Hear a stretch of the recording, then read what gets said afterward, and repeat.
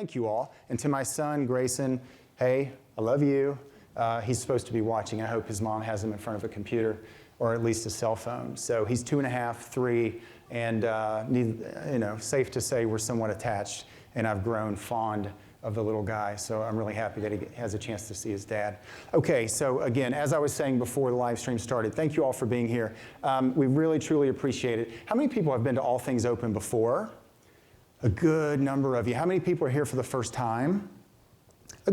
Still a good number. I would say the minority of the attendees, people in attendance tonight, have never gone to an All Things Open. So it's great to have you. If this is your first time, kind of your first touch or your first exposure to us, it's really, really great to have you. I will personally say thank you before we leave here, probably 5, maybe 10 more times. I would encourage you to find me personally and let's talk before you leave. It's really great to have you here, and we're happy you're sort of part of the community. You're now honestly kind of part of the family, whether you like it or not. So we hope that you do attend the conference and get to know us a little bit better moving forward. So I'm going to start tonight with a presentation, very, very quick, letting you know some changes that are coming up for All Things Open, for the website, things you've been used to seeing for the last 8 years now. That's really how long we've been doing this. So with that, let's get started. And again, I will move quickly. I do want to get to the interviews. And I especially want to get to Andy Hunt because we really appreciate him being here.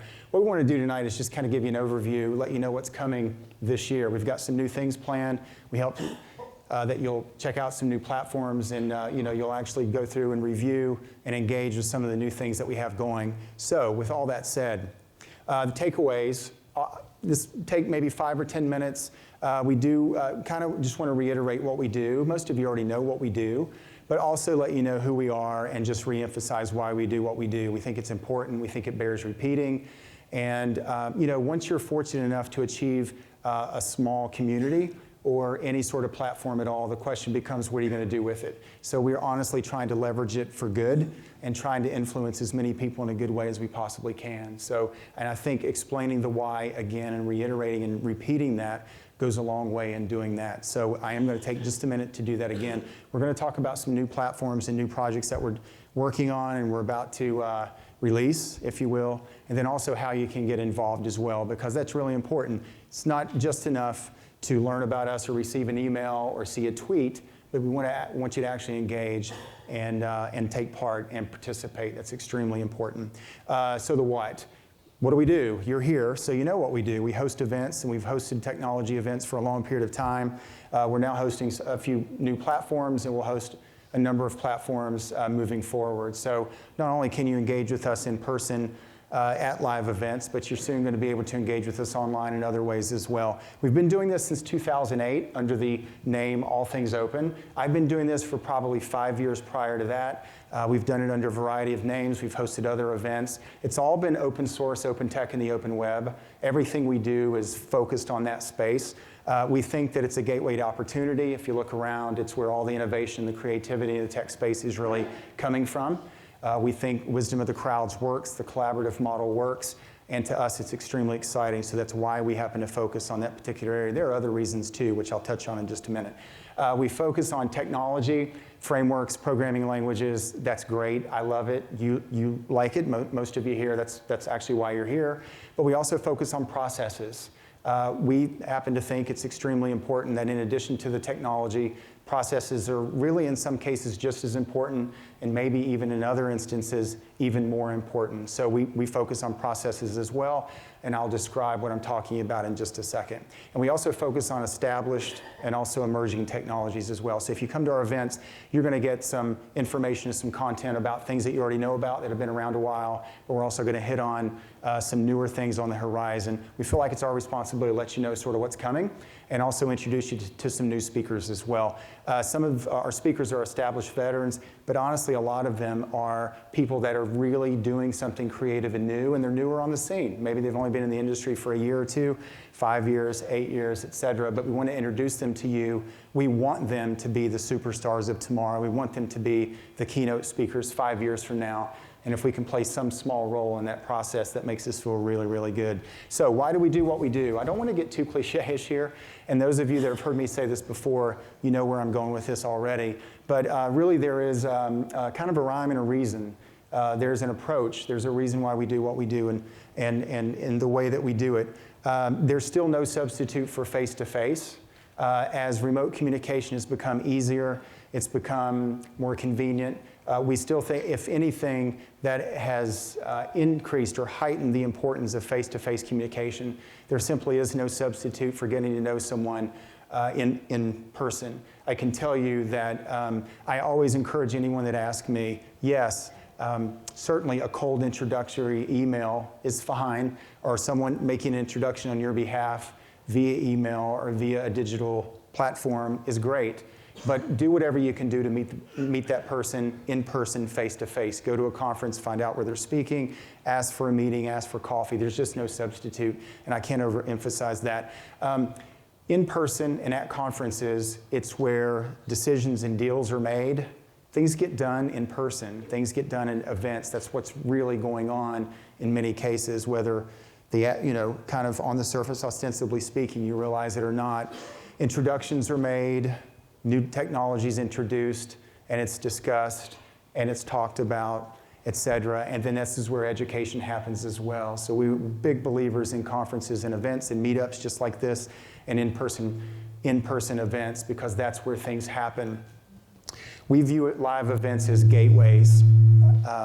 Actually, gateways are, really the way that it's phrased behind me here on the screen is we view it as a seat at the table. I was advised very, very early on by people very close to me, told me this, and at the time they told me I had no idea what they were talking about, but they told me, Todd, either you're at the table or you're on the menu. How many people have been told that? Okay. For all of you that raised your hands, the person that told you that really cared about you.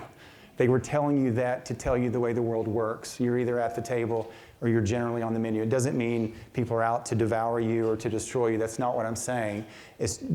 All it means is, at a very high level, is that if you're not at the table, you're not engaging in conversations, involved in decisions, involved in a lot of the new tech and a lot of the new groups and organizations that are formed, you're then going to be very reactive. You're going to be responding to things that people do. Not a good position to be in my opinion, and in our opinion collectively. So what we believe, look folks, tech, you're here for a reason. Technology's importance and influence is only going to grow.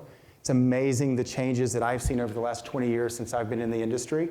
Everything in society, literally everything is directly impacted by tech, dependent upon tech, and moving forward, that's only going to be the case more and more and more. It behooves you to be engaged and to actually take part and to participate in some way.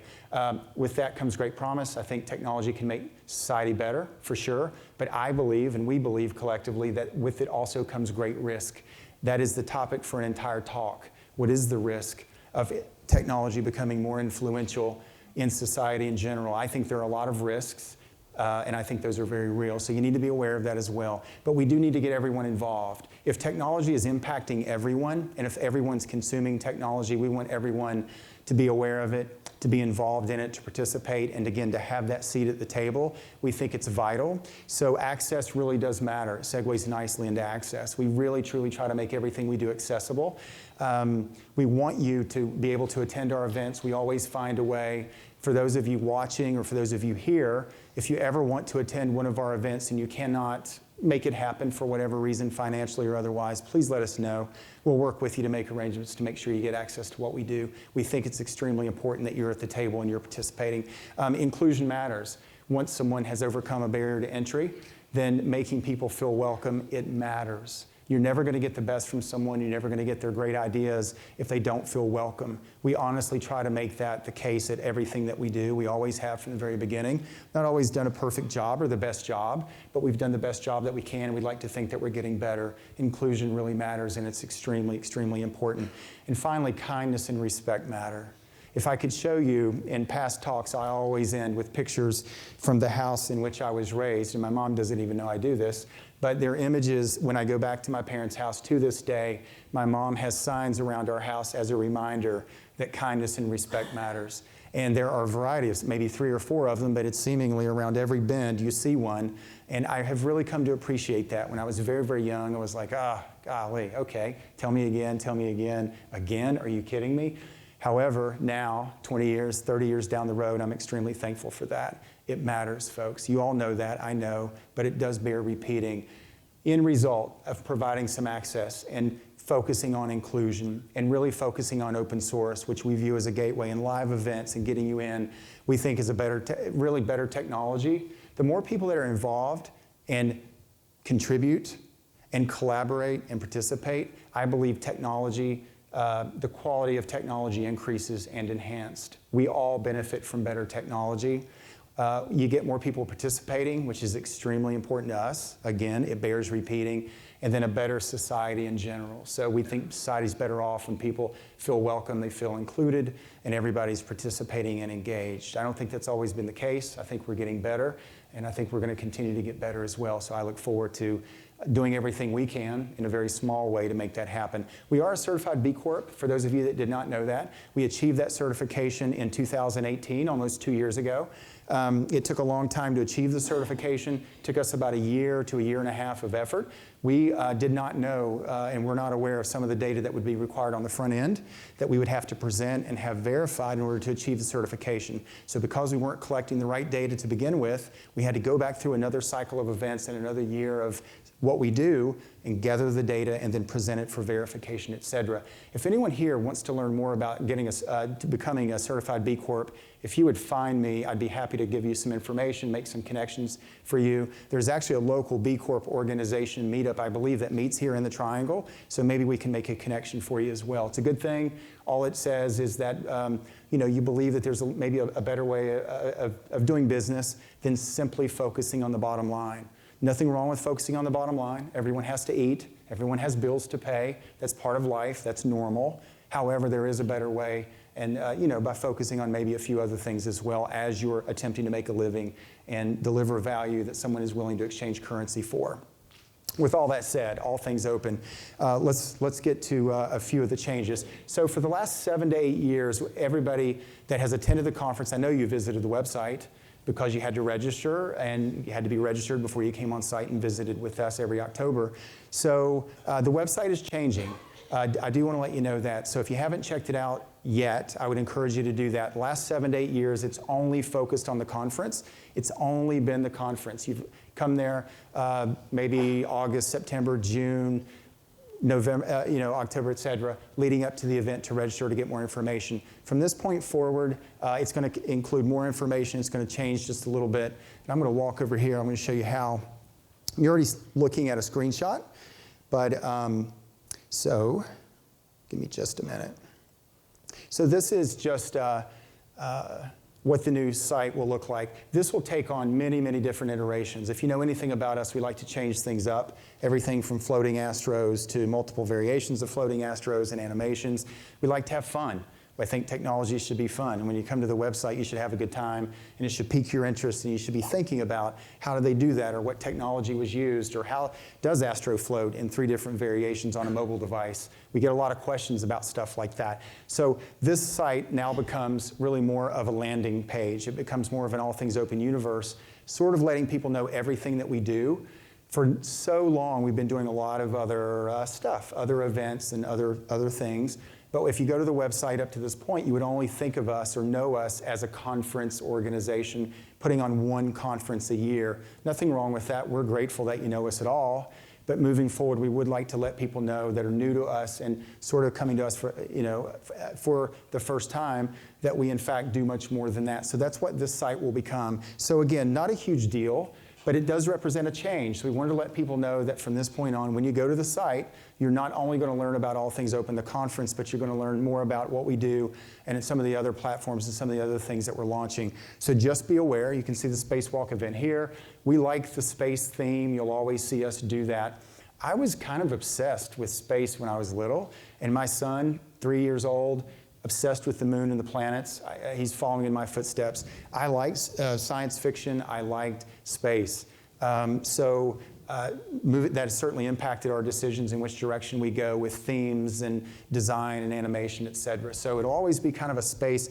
The reason we do that is exploration, new horizons, always looking at what's coming and thinking about possibilities, et cetera. So that's how that fits. That's why you've always seen kind of a space theme with what we've done. So I'll show you this really, really quickly, and then we will move very, very fast. So even on this new website, and again, this is in progress. We're working on this as we speak. Our team is for sure. But these are 3D animations. You can put your cursor over them. You can interact with them. And we use a lot of open source technology on this. We use 3JS. We use GreenSock animation platform. We use Vue for some of the scaffolding, et cetera. So we use a lot of open source tech on this stuff. And in the coming days, in the coming weeks, we'll release a lot of the code.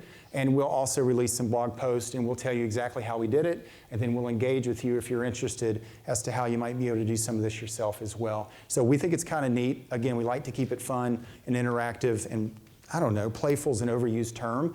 But again, technology should be fun. It shouldn't be all, frowns and rainy days. So anyway, you can kind of see a lot of what we do. And again, you can come to the site and interact. This all will change. And in the future, you can get news. We'll begin to release news about what we're doing through All Things Open, again, which is now more of a universe-type site, encompassing everything that we do. And you can see some of the things that we've already posted are really a blog post describing what we're doing in person here tonight, but also what we do, 7 steps that we take try to ensure diversity and inclusion at our events. Just 7 things, but we'll begin to go into more depth about what we do. A lot of people ask us, and I'll be the first to admit, up to this point, it hasn't been intentionally secretive or anything like that, but it's just we've been so busy, we have such a small team, we haven't released a lot of this stuff. So we're going to begin talking about more of this stuff publicly moving forward. So that is the site and where you can sort of find that. So that's, again, the new site moving forward. So please be aware of that. And if you don't mind, please spread the word, because someone coming to the site for the first time expecting only to hear about the conference and things like that, they are going to be in for a bit of a surprise. So you saw, again, All Things Open as well. It becomes more of a universe theme. All Things Open 2020, the conference itself, it is scheduled already for October the 18th and the 20th through the 20th. By all means, please save the date. Okay, we'd love to have you. Last year, we had just under 5,000 people. 200 plus presentations over 2.5 days, and it'll maintain and keep, for the most part, the same format this year, but we do look forward to having you October the 18th through the 20th. You can see how the attendance at the event has grown.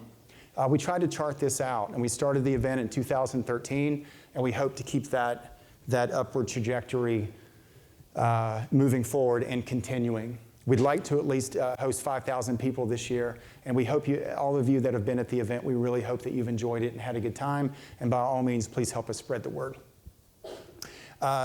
Again, the Diversity and Inclusion event, we've done that now. This will be our 3rd year. We're going to do it again on the 18th on Sunday. Last year, we had almost 600 people there from all over the world. If you haven't attended that, please check that out. It is a great event. We feel like starting the conference sort of off on that foot sets a tone.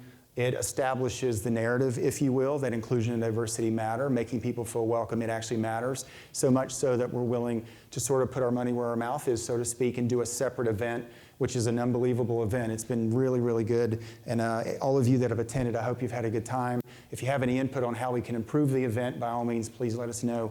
We would love to hear from you. We'd love to make it better. But if you're planning to attend, please try to make that event on Sunday. CFP, if you're here and you're a speaker, or if you're watching, or if you're hearing us within the sound of my voice, we'd love to have you submit a talk.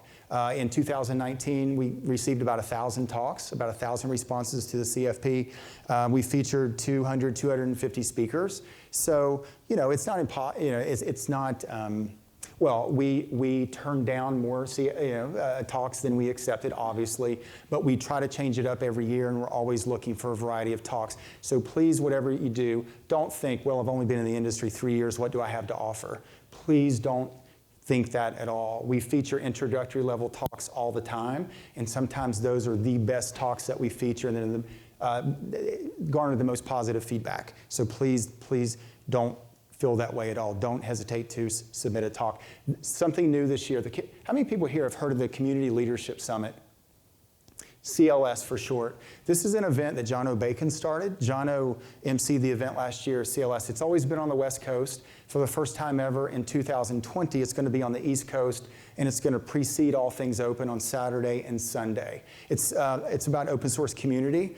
2 days of open source community. It's been in Portland, it's been in Austin, but this year, 2020, for the first time ever, it's going to be on the East Coast in Raleigh, preceding our event. So more information coming soon about that. I think you'll really enjoy it, and it really is one of the best events in technology, period, and certainly in open source for sure. Open Source 101. How many people have been to an Open Source 101 or have heard about it? Okay, good. We do this, and you know what? So let me do this. I'm going to show you the website. That is live. That's actually what the website looks like. And again, we're actually recording this, so this is good. I would encourage you to go to the Open Source 101 website. We do these in the spring. They're an on-ramp into open source. ATO has been, I don't know, defined by some as a more advanced level event, which we know is not always the case. We have a 101 track, and we feature a lot of introductory level talks, but I could see how people would think that. About 4 years ago, we decided we really wanted to provide a day of on-ramp education in open source. If you've never contributed or you've never consumed, if you don't know much about licensing, or if you don't know much about open source business models, as an example, we try to take this day to educate you more about that, let you know, really featuring world-class speakers to sort of on-ramp you into the open source space. A lot of people think everybody knows that. Everybody knows how to pull down code and integrate it into an existing code base and attach a license or understand licensing at a minimum enough level that you're not going to get yourself in trouble or incur liability. I can tell you that is not the case. We learn new stuff every day. We do not know, there is so much we don't know, and I know it's the case for the general public as well. So by all means, please think about attending. The closest one to the RTP is in Columbia on March the 3rd, Columbia, South Carolina.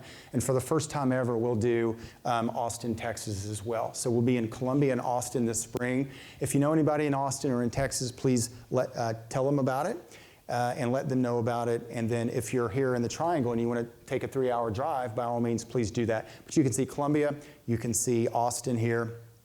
Great companies, great organizations that are going to be featured for those one-day events. We make them accessible. The cost, $49, as high as $99. You'll never break $100 going to an Open Source 101. We make scholarships available. We want to make it accessible to you. So please, and again, some of the best companies, best speakers in the world are always featured, so the content quality is great. A lot of newer people in the industry are featured, people doing really interesting things. So the content quality we feel like is quite high.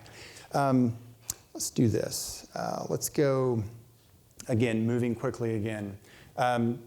You're at the Open Source RTP meetup. We'll continue to do this meetup. Thank you all for being here. We really appreciate it. We've already scheduled February. Please visit us February. We'll be back at IBM, which IBM, if Sadev is here and his team, Brad Topol, you all do a great job. Thank you, Sadev. Thank you for hosting us. That's where we, quote unquote, normally have this meetup. Tonight's a special night, so we want to do something at the Carolina Theater.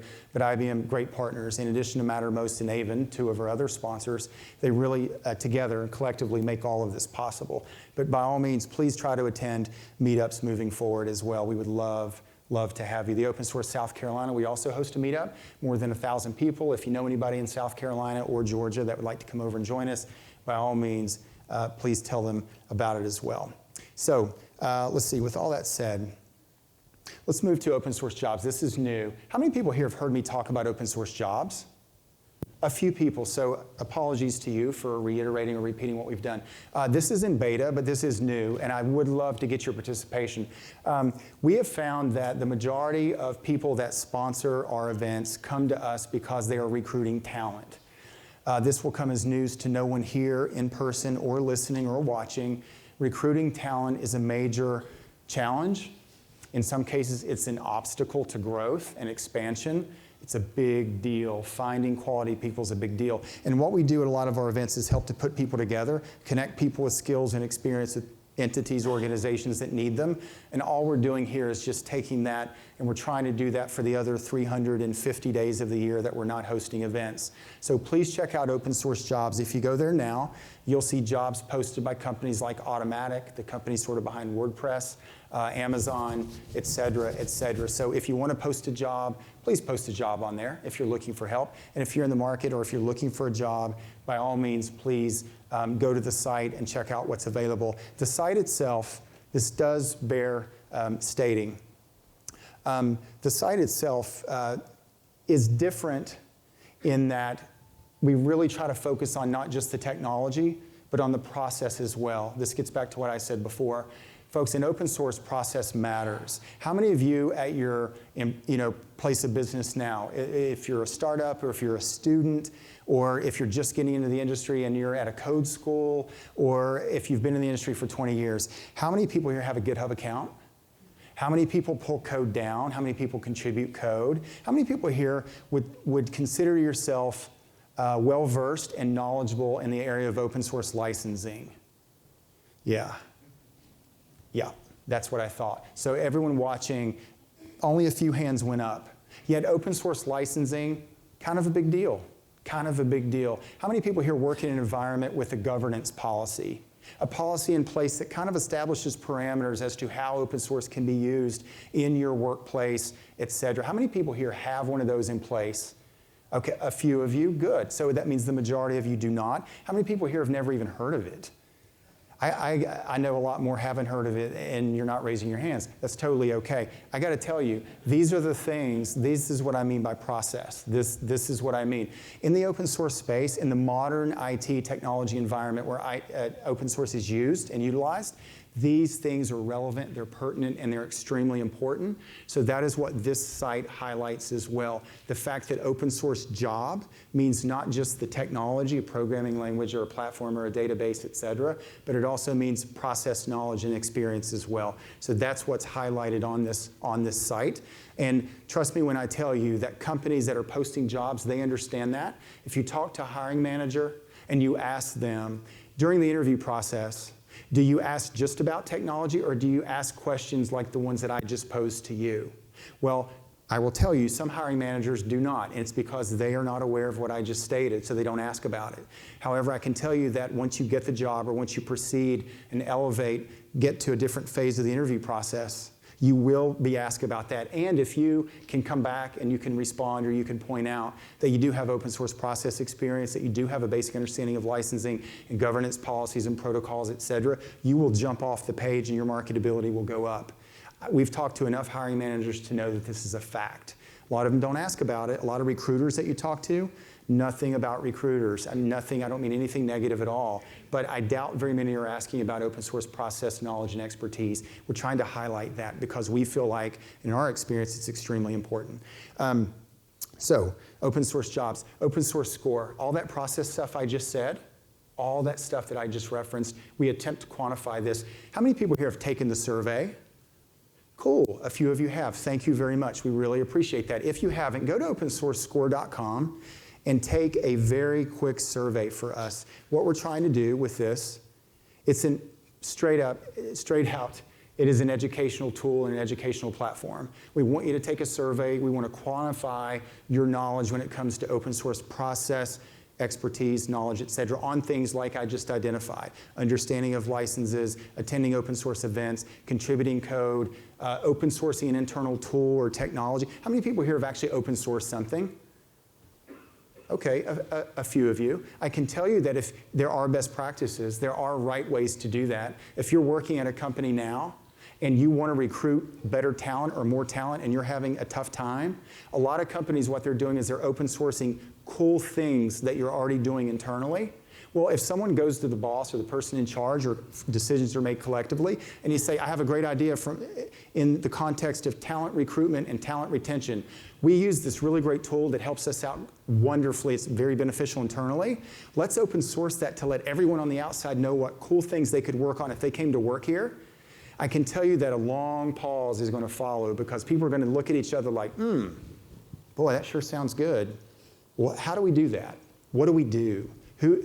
Who's the expert? Can we talk to somebody that's done that before? Because I don't want to incur any liability. And what license would we attach to that? And don't we have to have a policy in place? And who's going to write the technical documentation, documenting the logic, et cetera? Who's going to do that? And if the response is, I don't know, I couldn't tell you, I don't know, that's not going to go very far. So we encourage you to learn more about it. But that's what Open Source Score is. Take the survey. We encourage you to do it and learn and access some of the educational resources, some of the educational links that are on that website. Try to do that for us. Here's this is the final thing that I'll say about Score. We've built in sort of a gamification aspect to this as well. We want you to know how you score in relation to everyone that's ever taken the survey. It's not a competitive thing. You don't have to share your score. It's not about that. It's just we found it beneficial. We thought it would deliver value to let you know how you stack up against everybody that's ever taken it. Where do I fall in relation? Oh, I see I got a 65 on a scale of 0 to 100. Is that good or bad? Or is that better than 80% of the people that have taken it? Or is that better than 20% of the people that have taken it and I really need to know more? That is built in as well, and you'll see that on an open source score. That's new. We're in beta. You'll find bugs. Trust me. We're making changes and updates, and we're seeking contributions. So if you take a look at it and you have some ideas as to how we could do it better, let us know for sure. But please be on the lookout for open source score. Again, that's new. Snapshot.